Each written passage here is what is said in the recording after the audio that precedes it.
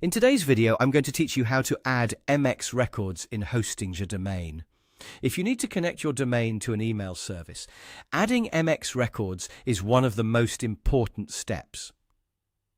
MX records, or mail exchange records, tell the internet where emails for your domain should be delivered.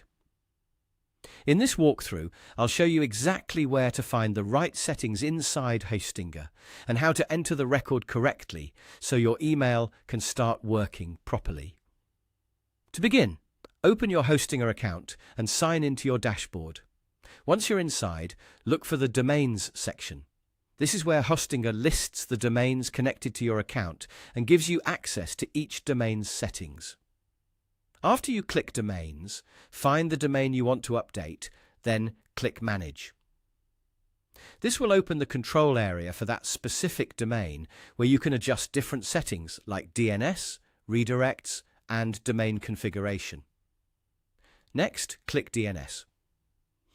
This is the section where all of your DNS records are stored and managed. Since MX records are part of your domain's DNS settings, this is where you need to be to make the change. Once you're in the DNS management area, look for the option to select the record type. Here, choose MX as the type. This tells Hostinger that you're creating a mail exchange record rather than an A record, see name, or another DNS entry. Now enter the name field. In many cases, this may be left blank or set according to the instructions provided by your email hosting service, so make sure you follow the exact value you were given. After that, enter the mail server value. This is the destination server that will receive email for your domain, so it needs to be entered carefully and without mistakes. Then, enter the priority.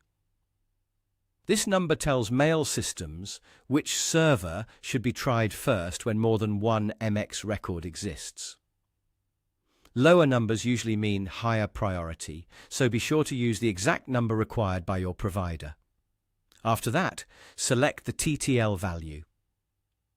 TTL stands for time to live, and it controls how long DNS information is cached before refreshing.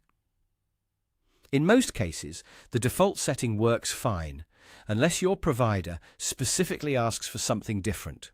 Once everything is filled in, double-check the details for accuracy, then click Add Record. That's it. Your new MX record will be saved. Keep in mind that DNS changes can take some time to propagate, so the update may not work immediately. If needed, wait a little while and then test your email setup again.